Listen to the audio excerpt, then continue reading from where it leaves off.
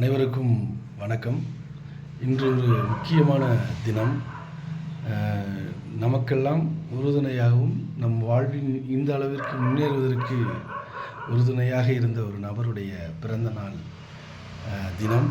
அவர்தான் நம் கல்விக்கண் திறந்த காமராசர் ஐயா அவர்களுடைய பிறந்த தினம் என்று. அவரை பற்றி ஒரு சிறு நிகழ்வை நான் பதிவு செய்யணும்னு நினச்சேன். அதில் ஒன்று, முதலமைச்சர் என்று எடுத்தாலே அதில் பெரும்பங்காற்றிய நபர்களில் காமராசரும் ஒருத்தர். அந்த வகையில் பார்க்கும்போது மற்றவருக்கு கொடை அளிப்பதை அவர்களுக்கு தெரிந்து கொடுக்காமல் அவர்களுக்கு அறியாமல் கொடுத்து அதில் சிறப்பு பெற்ற காமராஜரை பற்றி நாம் பார்க்கும்போது நண்பர் தோழர் ஜீவா அவர்களை பற்றி இங்கு பார்க்கலாம். அவர் சென்னையில் ஒரு தாம்பரம் பக்கத்தில் ஒரு நிலத்திற்கான குடிசைவாழ் மக்களுக்காக போராடி அதற்கு நில உரிமை பெறுவதற்காக காமராசரிடம் விண்ணப்பித்தார். இதற்கு காமராசர் ஒரு பள்ளி திறப்பு விழாவிற்கு செல்லும் வழியில் ஜீவாவுடைய வீட்டிற்கு சென்று அவரை அழைத்து செல்வதற்காக வீட்டிற்கு வந்தார்.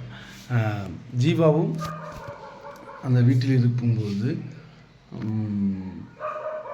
அவர்களுடைய வீடு பெரிய மாளிகையாக இருக்கும் என்று நினைத்தார். ஆனால் அவருடைய வீடு சிறு குடிசையை மையமாக கொண்டதாக இருந்தது.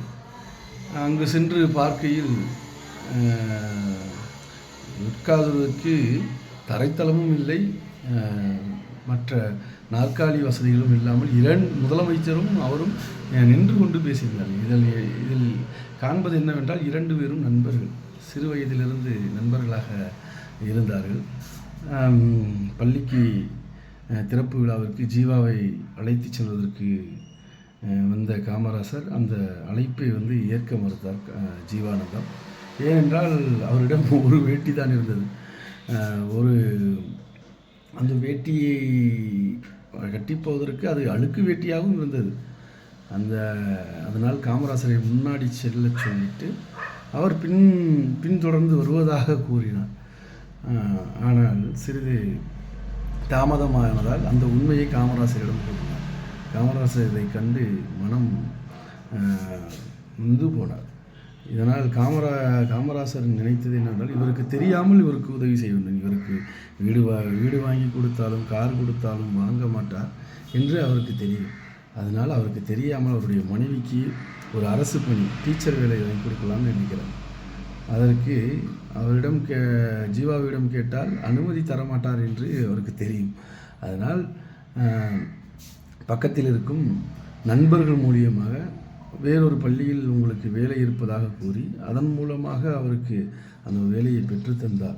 அதனால் இந்த தகவல் இந்த கொடைத்திறன் ஜீவாவிற்கோ மற்ற நபருக்கு தெரியக்கூடாது என்று மறைத்து கொண்டார். இப்படிப்பட்ட ஒரு மனிதரை நம் வாழ்வில் எப்படி மறப்பது என்று தெரியாது. அதனால் அவருடைய நினைவை நான் கூறுவதில் மிக்க மகிழ்ச்சி அடைகிறேன். நன்றி அனைவருக்கும்.